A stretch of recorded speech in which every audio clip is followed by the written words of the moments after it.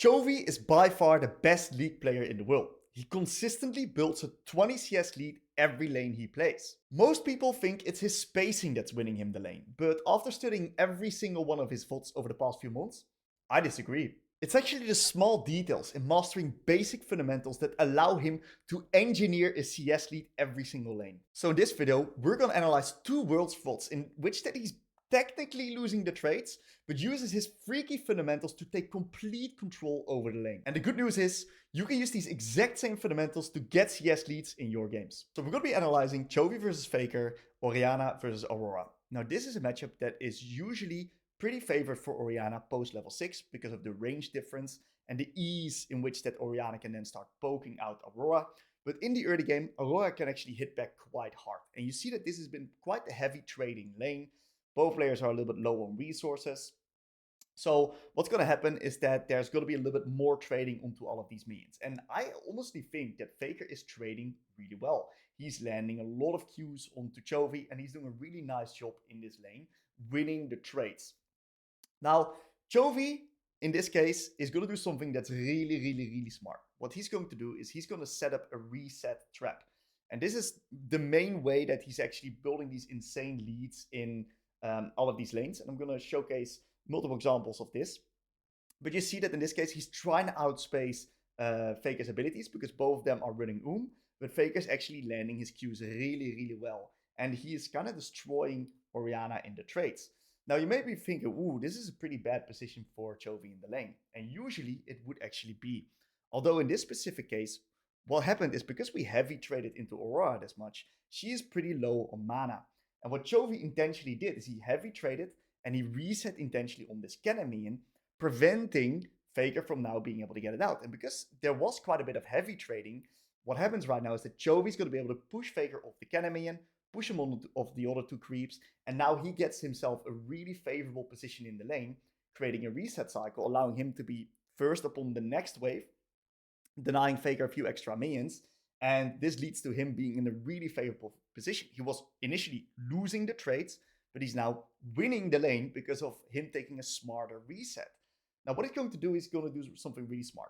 Okay, in this position, what he does is he queues the caster minions, getting his ball in place, creating up space in the lane right here, and therefore preemptively threatening Faker of this particular minion right here.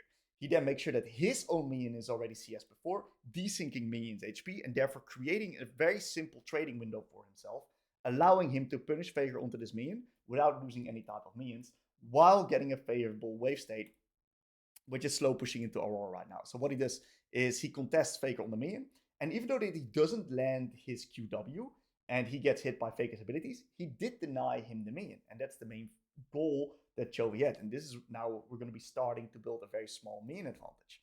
So what Chovy does is he now creates all of these favorable positions right here, where he's going to harass the enemy Aurora. And what Faker does really well is he hits Chovy back the moment he needs the last hit. And what we see is that Faker is actually, once again, doing a pretty good job in the trades. He is landing his spells onto Chovy really well, and actually getting a little bit of control of the lane. Faker is not playing the lane bad by any means. Also getting the creeps right here, getting himself wave control, and first move towards Dragon.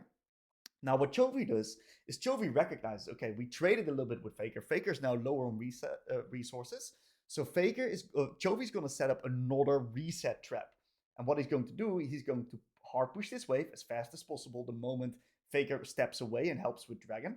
And this gives him the opportunity to now force Aurora to respond to the wave. And once again, it's a cannon minion. He resets on this cannon minion in this case. You can either reset a wave before or on this wave, because Faker is going to struggle to get this wave out because Aurora doesn't have that much wave clear, allowing her to nuke cannons all that quickly. What we'll find is in this case, Poppy's around, and he's very intentional around his support roam timer, because while Faker is nuking this wave, Poppy can now hold the minion wave, which locks Faker in the lane.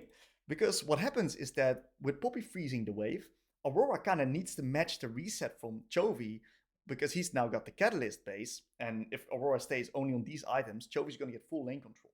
Now what's going to happen is that he's going to keep one minion alive and basically freeze it, and therefore deny Faker a lot of minions. And he's going to use this wave state to get a massive advantage in the lane. So let's see how the CS gap is going to be building from this point onwards. First things first, right? We reset before Aurora, getting into the position where she now has a rougher wave state and she is forced to lose creeps. What we're going to do is we're going to get the minions and place the ball already up deep in the lane, creating space, allowing us to contest the minions that Faker eventually needs to go for that are dying right now. And with the new season, holding only one minion is plenty to have this wave being in this good position. Now, the main thing I want you to understand is that if you're going to hold more, it might be that the minion wave is going to push too fast. So one, max two minions is all you need to have to hold, because otherwise you might lose control of the lane. The minion wave dies too fast, and what happens is that you then give the enemy a roaming opportunity or the wave crashes. That's horrible. So you see that Chovy is actively contesting the space in the lane, making it hard for Aurora to enter towards him. In this case, he's holding two minions, and you see that he's just not really doing anything besides making it hard for Aurora to contest the space and contest the minions. And that's all he's doing. He's only trading at times where Aurora is forced to CS. He's really focusing on hitting every single one of his creeps. And we keep this wave state alive. This neutral wave state is really heavy on the trades. And if you're playing Orianna in this case, with slightly shorter cooldowns, with positions where you have a little bit longer range, you can really make Faker bleed on these minions. And you see that he's contesting space every single time. And now he denies Faker a creep on that particular minion. And he is going to do it again onto the rest of these minions, contesting space. In this case, he does a really nice job with his movement. And you see that he's contesting every single minion, pushing Faker back when Faker uses his cooldowns to try to get the minions. And you see that the CS gap is slowly building right now because of how Chovy is managing these waves. And he got into this position by having a proper reset and then putting this wave in this space where it's so hard for Aurora to now just deny it. And every bit of fighting that's happening right now is really good for Chovy because of the fact that a lot of blue side minions are dying, giving him this CS advantage. And what we now find is that we've now heavy traded so much that his wave clear strategy is going to completely change the way that he manages the wave. What he's going to do right now is he has the advantage over Aurora. So instead of holding it or freezing it, he's actually going to now use the fact that he's got these resource advantages over Aurora to pin her in the lane. And the way he's going to do that is by now slow pushing waves towards her. Why not hard push? Well, if we hard push waves, what's going to happen is she can catch everything in the tower, and it's going to be easy mode for her to contest the waves. What we want to do is want to slow push waves into Aurora, so that on every single wave, she's going to get a little bit contested, and she might lose the minions, because a neutral wave state means that both minions die at the same time, giving him a position where he can contest Aurora. Now in this case, of course, it's a little bit funky, because there's some supports around. That's all right. He still slow pushes this wave, and he's now planning his next reset again when it comes to the spike that he wants. So there's a few ways to go about this next reset. You can either do an earlier reset than Aurora, and once again do the exact same way, where you trap her in the lane, create an unfavorable wave state for her, force her to contest space back into you, and just really deny her a lot of minions. In this case, Chovy decides to stay because he's 100 gold of his next spike. So he's now able to get Roa plus Dark Seal, otherwise he can only get Roa. So he gives Faker this push out, but he gets a stronger base item-wise for it. And now he gets into this position where Faker makes a very interesting decision where he doesn't TP back while Chovy does TP back, which leads to this position where Chovy now gets first access to the minion wave, actively is able to desync minion HP, putting him in a position where he creates trading opportunities, and once again contests the space because Aurora is late to the lane, and he's going to make Faker suffer for this position. And you see at the minions that are dropping on blue side, it's just brutal for Faker to contest this. Really nice spacing in this case. Of course, his spacing is still really good, but it's not the underlying reason why he's building these CS advantages. It's reset and wave management fundamentals, guys. And of course, understanding how to trade using your wave state. Now, what we find is that in this case, he's nicely slow building. He pushes Aurora off that cannon minion, contesting the space where Aurora needs to walk. Otherwise, he can't CS that minion, giving him now an insane position right here, where I think he's like 20 CS up, if not a little bit more. Yeah, exactly 20 CS. And he's now in such a good position with his items, with his wave states, that he gets control of the lane, and Faker makes a massive blunder here. Faker knows that he's in trouble, so he tries to nuke this wave, and he does a really, really, really bad E on Orianna. Really, really, really bad E, which now kills his lane. This E kills his lane. So he uses the Q, tries to one-shot the wave. And it would have been fine if he retakes it with the Q and then E's the minions, just to tank a little bit of HP, get prio, and then just, you could even take a reset if absolutely necessary.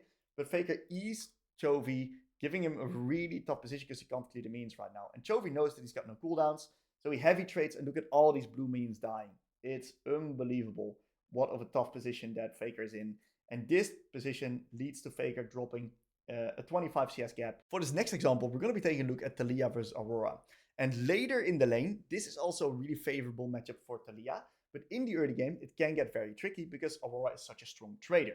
And that's exactly what's going to happen. Now, Chovy TP'd to lane, and he got a little bit hit by the Aurora. And what's going to happen is that Creme is actually going to take really good trades onto us, leading into a position where we are forced to reset because of the fact that Aurora actually has a lot of kill threat because she's a burst-oriented mage. So what's going to happen in this case is that we're going to try to take as much farm as possible. And eventually we want to be in a position where we can be full HP, so we can't get all in by the Aurora. And then get into a position where we can perma-push her in, so we can basically use our offense as defense with our longer range and higher wave clear as Taliyah. But until we get to that point, we got to be very careful because in this case, Creme still has more kill threat onto us. So we can't push for free in this case. You see that Creme takes a huge trade onto us, and this is a detrimental trade for our lane because of the fact that we're now into kill ranges from Creme. So we need to get out of this lane ASAP. And Chovy does something really beautiful here, is he sets up a bit of a reset trap again.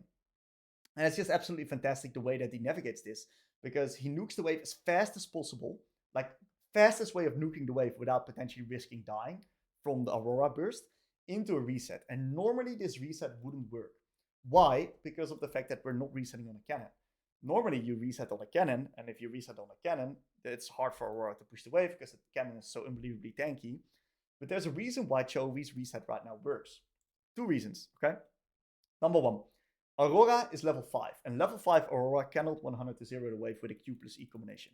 So her wave clear is not that fast. She needs to play on a double Q rotation, giving Chovy 6 seconds to basically 6 seconds of extra time to get back to lane without losing creeps. Those 6 seconds matter a lot. It's basically 3 minions that is the difference of losing.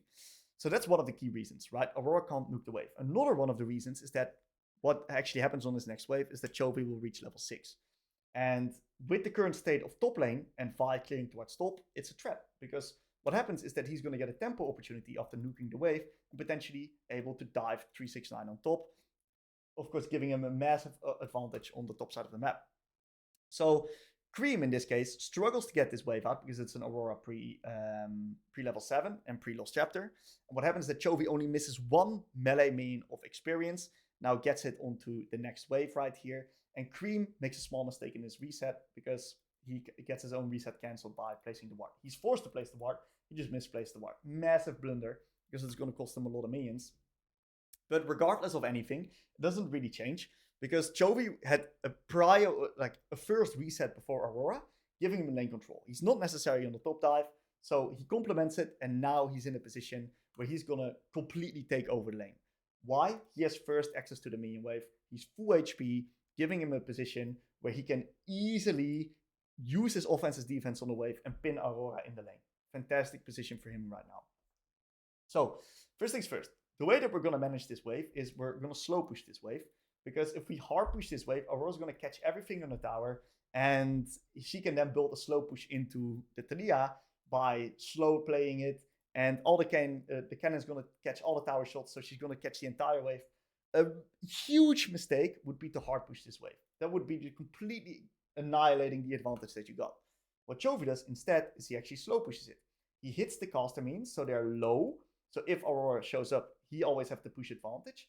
But he doesn't kill them, that they don't kill his minions. So they are still damaging his minions because they're still alive. And they do a lot of damage to these caster minions. This denies Creme, in hindsight, the cannon. So this was a fantastic wave management by Chovy, granting him the push, not the hard push, the slow push, but also the lane control. Now, this is a really nice position where he can now decide to either nuke the Aurora while she's going for the minions, get control over the next wave already. And you see what Chovy does, right? He already takes control and pry over the next wave while respecting Creme's ability to potentially trade onto him. Really nice juke out. And he gets a lot of damage onto that. And he has a really good reactive E towards Creme. And even if Creme hits the Q, right, it's going to be an even trade, but it's fine for Chovy because he's got all his minions around. Now, in this case, we get the ability to harass Creme a little bit onto his minions in the tower. And since we control the space in the lane, we get first access to the next minion wave, allowing him to keep this offensive defense position up. Now, unfortunately, it's jungle gap, and Kanavi actually gets the dragon, pushing Chovy a little bit away from his lane. He chunks the Xin Zhao though, and he gets into the position where he can actually contest the lane a little bit more because Xin Zhao doesn't have info on Vi right now, so he's scared of Vi potentially counter ganking. So Chovy still gets the control on the lane right here, and you see that the wave state that he has actually gives him so much damage on Creme. It gives him a lot of damage, and this controls the lane so hard where he's going to be able to deny Creme all of these minions. And you see that because Creme's forced to reset, Chovy with his fast wave clear is now going to be able to push the wave and deny Creme even more minions. So purely the fact that he reset, got up lane control, got prio, and managed his waves basically perfect after that position, allowed him to get a pretty UCS lead. There's a little bit of fighting happening afterwards, and there's going to be a position where Chovy actually keeps Creme in lane really, really hard because Creme is low resources, and he constantly plays off the push right here, granting him a CS advantage very, very slowly. Now, what we recognize in this case is that we want to kind of delay the reset because the next minion wave is going to be a non-cannon. So what Chovy does here in this case, he nukes this next minion wave. Unfortunately, misses a few creeps, but he just gets a really solid 15 CS lead up on this minion wave. Now, what he's going to do, he's going to TP back while Creme didn't TP, allowing him to instantly contest the next wave, granting him another prio cycle, forcing Creme to respond to minions in the tower. You see how aggressive he's actually onto these minions. That's how Taliyah plays the game. You always want to put it in context of what your champion actually does. And he forces Creme to respond to the wave, which is really, really awkward for Creme, because he doesn't have that good wave clear on Aurora. And you see that he's going to get nuked for his HP bar because he's now forced to respond to these minions.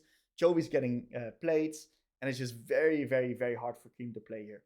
Really good ability usage, granting him all of this damage purely by good reset fundamentals and good wave management fundamentals, leading to trades. It's basic stuff done incredibly well, much better than his opponent, leading him to get a full control of the lane and eventually build a really significant CS lead. In this case, we're currently at 20 right now. It's Creme catches up a little bit more, but since Creme is now kind of forced to reset because he lost all of his HP again because of better quality wave management, we can now look to get bigger leads in the lane here. And you see that Creme is just slowly getting choked out of the lane by his range advantage, Chovy's range advantage, and him being first onto the minions. So really fantastic stuff by Chovy. If we fast forward this, eventually it leads to about a 15 to 20 CS lead. Absolutely insanely consistent fundamentals. So I know that some of you guys really love the small details of the lane, and that's exactly what we're gonna uncover at this bonus section here in this video. We're going to watch the same VOD that we just watched, Taliyah versus Aurora, but we're going to go really deep on all of his laning fundamentals, including spacing, trading, everything. We're not going to leave anything out. Now, first things first, in this lane, what you want to do is you want to contest space in the lane. Aurora is shorter range than Taliyah. She needs to walk up to Taliyah. So what Creme does in this case is he tries to contest and bait out Taliyah Q. He kind of needs to, so he can actually play the game as Aurora. If Taliyah gets perma prio, Aurora's constantly forced to respond. It's pretty hard for Aurora to play. So what Chovy does is he takes this opportunity to Q Aurora. But what happens is that now we don't have Q as Taliyah, and Aurora takes control of the lane. So this was control of the wave. So this was pretty smart by Creme. It's a bit of an investment that you do as Aurora in these type of situations. So what we want to do as Chovy is we want to try to create these opportunities and these positions for us where we can either get lane control with wave control, or we can get small win-oriented trades into Aurora, preventing her from hitting her Q onto us. If Aurora cannot land Q, we win. If Aurora lands Q, we get annihilated. So it's all about understanding minion wave windows when it comes to trading, and putting yourself in a position where you can potentially create these opportunities to control the wave state so you can manage it yourself and deny trading windows. So one of the key fundamentals that we're going to be looking out for is his ability to bait out Aurora Q. Aurora, it's all about Aurora Q, guys. Okay? If you can bait that spell out, you're chilling. So what Chovy does is Chovy tries to like get into patterns here. So what he does is he tries to hit the minion here, and he walks up again, acting like he's going to hit the minion again, and therefore Creme throws out his Q, baiting it out. Fantastic stuff. First thing that Talia does is he uses the workaround to instantly contest the push a little bit more. We don't want Creme to just trample us when it comes to the wave state. No, we need the wave state to be a little bit neutral so we can have these minions die at similar times. We love this, by the way. Why do we love this? Because we have AoE, we have wave clear advantage. So this is going to make it really hard for Creme to trade. One of the key things that Creme does do pretty smart, though, is that he positions himself in such a way that he can potentially look for a high value ability the moment it comes up. Now, in this case, it's Aurora Q is just barely not on cooldown, so there was a free CS for Talia because of the fact that minions died at the same time. The death timers were synchronized, and that means that there's no trading window for Aurora because he can't hit Talia or do anything like that. This minion is really far back here, which is really, really good. And one thing that you see that Chovy does is he intentionally, right, fake contests onto this minion. He recognizes that this is now his potential trading window onto this minion. So what Chovy does is Chovy tries to do two things here, okay? He tries to use his psychology of moving forward to push Aurora back, potentially giving the creep. Or what he does, he tries to bait out Aurora Q, thinking, like making Creme think that he needs to Q this spell, otherwise he's going to get Q'd by Talia. Or maybe can get a high value spell onto the minion plus Chovy. So this is insane precision in his movement and positioning, trying to bait out the Creme Q. Now what he recognizes is that he gets another trading window right here, and he now pulls Creme forward, right, using the psychology of walking backwards, giving him the idea that he can do this for free. And while walking backwards, he now Qs AoEing Creme, landing Scorch Proc plus Q.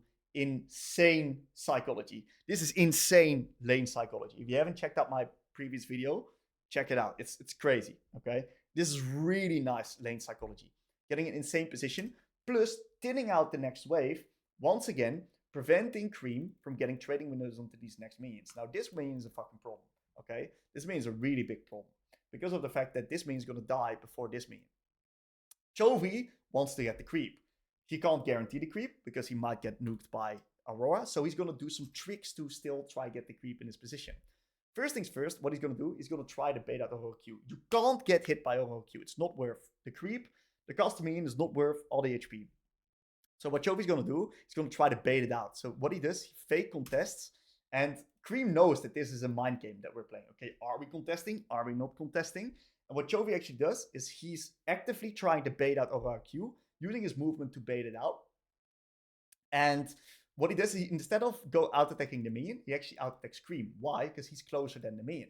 Otherwise, he needs to step up a little bit more forward, giving Aurora VQ. But because he out attacks Aurora, what happens is that minion aggro swaps from both sides. Aurora out attacks him as well. They're playing the mind game right here. And this is genius because this drags the minion up forward. And now this minion doesn't kill this minion because Aurora out attacked him. So this puts him in a position right now where he gets the minion for free. And he also baits out Creme Q. Oh my god. So this next wave, he can now take up level 2 first, giving a full control of the wave. This was really, really sick mind games. And Chovy annihilated him every mind game, by the way. So he uses his priority to try to get prior on the wave. And what we're going to now recognizing is that we're going to be in a position where he gets trading windows. Okay, this is a problematic position for us. Both of these minions are looking to die real soon. And we need to CS them before he needs to CS anything. So Creme is going to get trading windows, and Chovy knows that. So what he's going to do is he's going to preemptively take up space, okay? A really big mistake with these minions dying would be walking backwards so that we eventually need to walk forwards to these minions.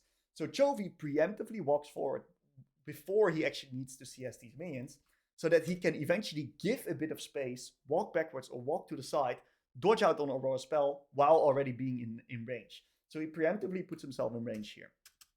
And this is really, really good. So what happens right now is Creme tries to hit the spell onto the minion.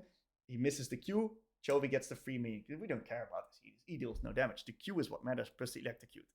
We get the next minion as well. And what we do is we utilize this power to get the priority when Aurora doesn't have his Q up just yet. Now, one of the key things that we want to prevent from happening is we hate if the wave gets stuck over here. Okay, this is the wave state of death. So what Chovy does really smart is he doesn't hard push this wave with his abilities, because what's going to happen if he does that, then Creme can just hold because we have no firepower left. So what he does is he actually trades out attacks and gets the wave into a favorable position of him.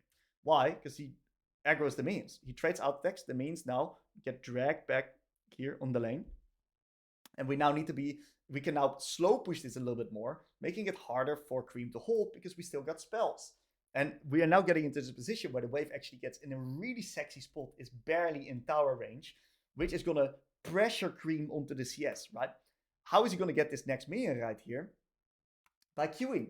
So he can't get this other minion because it's in tower range. He needs to queue to get both creeps. So this was insane wave management, insane precision of where the minion wave eventually ends up in the tower, walking the wave in, preventing it from getting frozen outside of the wave. This would be a position where a lot of players would just would completely kill their lane. So really nice spot here in which we use really high value E. Now, why do we do this? Because of the fact that we hit all of the minions, instantly getting a prio again, hitting level 3 first, getting into this position where we can use offense as defense on the wave, and we get into the spot where we get in a really good spot versus Creme, because he now needs to respond to the waves. And we can have these minions die at about the same time, give space backwards, and a really sexy Q from Chovy, because he knows that the minions are going to die, and he gets extra charges of his Q, proccing Scorch, proccing the Q onto the Creme, dealing a lot of small win-oriented damage. Now, same position right here. Chovy's wave state is in a pretty awkward spot because he hard pushed it previously with the E. So now all of these minions are basically dying before any of his minions die. So Creme gets another trading window here that he can abuse. What is Chovy going to do to deny this? He's going to recognize and bait it out. He's preemptively already in range, right? The worst mistake you can make is by standing too far back and walking into range while you need to CS. He's already in space. So what he does, he can just walk to the side, recognizing that he's a little bit more time to CS the minion, dodges out on the spell, gets him in same position here. Now what he can do is he can pressure Creme on these minions again. You see that this is going to cost Creme a little bit of HP. Once again, Scorch proc, Q proc, and we get Pry on the next wave already, granting us eventually a position where we can reach level 4 first. Really nice high value Q. In this case, we unfortunately get hit by the Q, but it's totally fine because of the fact that we get wave prio and we can just nuke the wave into Creme, putting him in a really, really uncomfortable position. You'll hate getting pushed in as Aurora. It's really, really, really ugly. And we're playing the mana war a little bit. We're not playing the HP war anymore. We're playing the mana war right now. But we're also winning the HP war because of the favorable wave states that we're getting. Creme now resets before him. And what he can do is, because he's Talia, he can push out the wave really fast and get a slightly better base gold-wise, leading him to be in a position where, yes, we lose a little bit of control on the next wave. Yes, we're going to get slightly chunked because of it. But he has a slightly better base. And usually, this better items that you're going to be able to get should benefit you in the long run if you take good quality trades. But unfortunately, we saw what happened afterwards. He lost a little bit of trades. But you see the nuances of spacing, the nuances of understanding trading windows, the nuances of wave management. He's still a really, really insane freak at that. And his early lane is still absolutely crazy. But you see that this doesn't instantly lead to massive CS gaps. It's the stuff that happens afterwards. The basic fundamentals done better than their opponents.